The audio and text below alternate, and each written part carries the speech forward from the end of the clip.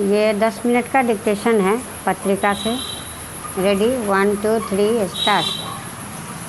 देश के लोकतंत्र के इतिहास में सबसे अधिक विवादास्पद पर अहम चुनाव संपन्न हुआ। यद्यपि यह चुनाव कुछ काली छायाओं के तले दहशत और आशंकाओं वाला जरूर रहा। सर्वाधिक चुनावी हत्याएं हुई तथा पूर्व चुनाव की अपेक्षा इस चुनाव में सबसे कम 53% मतदान हुआ। फिर भी लोकतंत्रीय व्यवस्था को लंबे समय से स्वीकार करते हुए अधिकांश मतदाताओं ने बरगलाने की पूरी कोशिश के बाद कोई खास कमजोरी नहीं दिखाई। पूर्व अपेक्षा ज़्यादा यांत्रिक, ग्लैमर, सांप्रदायिक और जातिवादी भावनाओं वाले इस चुनाव ने मतदाताओं के विवेक पर धुंध नहीं डाली। यह बात सचमुच आश्चर्यजनक है। राजनैतिक पंडितों,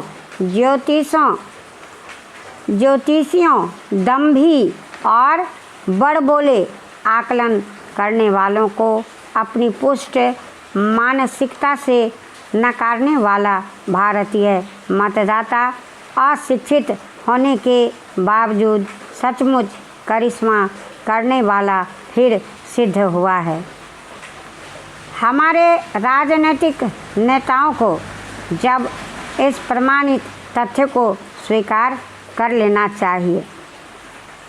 अभी तक प्राप्त समाचार और चुनावी विश्लेषण से यह साबित होता है कि देश का विशाल प्रबुद्ध मतदाता अपना प्यारा देश किसी ऐसे की झोली में नहीं डालना चाहता जो देश को, समाज को फिर अस्थिरता, हिंसा और आर्थिक दिवालियेपन की ओर ले जाता। इसका अर्थ यह हुआ कि हमारे देश का अधिकांश मतदाता, भले वह गांव में रहता हो, अखबार कम पढ़ता हो, निरक्षर हो, आयु से अपरिपक्व हो, पर वह देश और समाज के मुद्दों को समझता है, उन पर विचार करता है और फिर गुपचुप निर्णय करता है। मतदाताओं के ये गुण ही उसको राष्ट्र का वास्तविक मालिक या नियंता सिद्ध करते हैं। जो भी आंकड़े सामने आए हैं उनसे यह ज्ञात भी साफ आईने के समान है कि भारतीय मतदाता संकुचित सांप्रदायिकता, व्यर्थ के वितंडावाद, आक्रोश और दंभ वाली भाषा से अच्छा खासा परहेज करता है। वह संस्कृति के उन मूल्य और मूल तत्वों से गहराई तक ओतप्रोत है जो उसने हजारों वर्षों की शालीन और सुसंस्कृत भारतीय परंपरा से आत्मसात की है। अप्रत्यक्ष रूप से हमारा भारतीय ग्रामीण समाज भी मतदाता उस इतिहास और मिले जुले सामाजिक वातावरण से भी प्रभावित लगता है जो लंबी परंपराएं उसे सौंपती रही है। राजनीति के हमारे छोटे भैये बौने नेताओं तथा उच्च शिक्षा संपत्ति से ग्रसित मानसिकता वाले तथा कथित संभ्रांत लोग यदि इस चुनाव के इन संकेतों को ग्रहण करें, अपने आचरण और मानसिकता में जरूरी बदलाव ले आएं, तो शायद वे अधिक जिम्मेदारी से अपनी तथा कथित ऊंचाई को सिद्ध कर सकेंगे।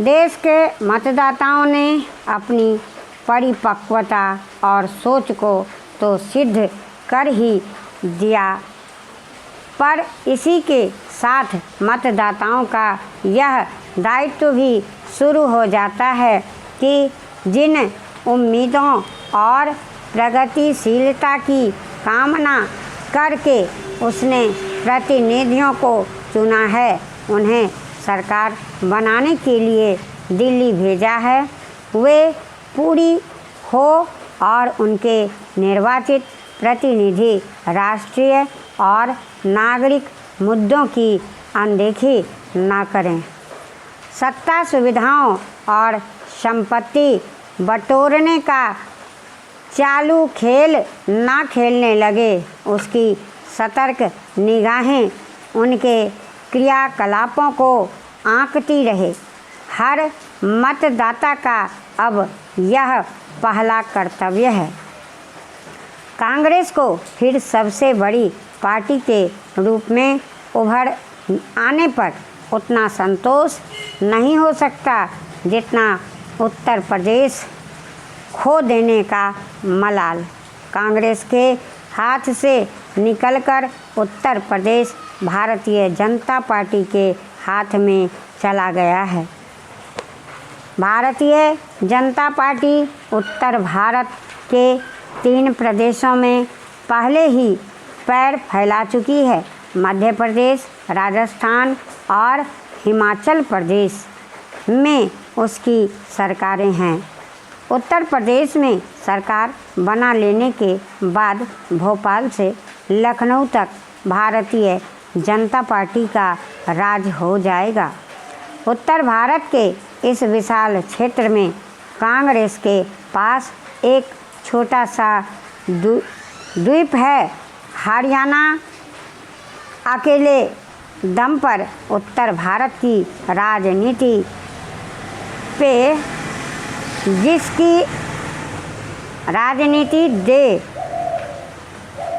जिसकी कोई गिनती नहीं होती।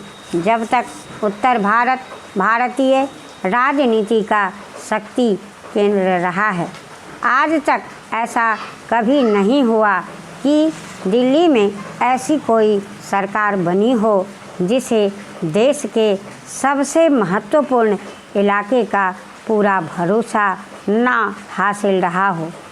ऐसा तो हुआ है कि केंद्र में जिस पार्टी की सरकार हो उसकी सरकार इन राज्यों में ना हो। 1967 के चुनाव के बाद यही नौबत आई थी। उन दिनों दिल्ली में तो कांग्रेस की सरकार थी, मगर विंध्य से जरूर ऊपर गैर कांग्रेसी दलों की संविध सरकारें बन गई थी। लेकिन आज और उस समय की हालात भी एक बहुत बड़ा फ़र्क है। उस समय केंद्र में एक दल की सरकार थी और इस नाते वह केंद्र की सत्ता पर स्थिर होकर नियंत्रण रख सकती थी। अपने इस स्थिर नियंत्रण के कारण केंद्र में बैठी पार्टी की ताकत भारी पड़ी और कांग्रेस एक एक करके गैर कांग्रेसी संविध सरकारों को पलटवा दिया। आज की हालत बिल्कुल उल्टी है। कांग्रेस अकेले अपने बूते पर केंद्र में सरकार बनाने की हालत में नहीं है और उसे बैसाखियां तलाशनी पड़ रही है।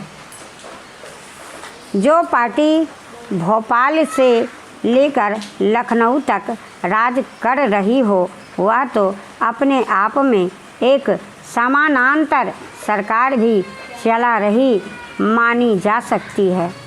समानांतर इस अर्थ में नहीं कि वह कोई केंद्र की प्रतिद्वंदी हो सकती है।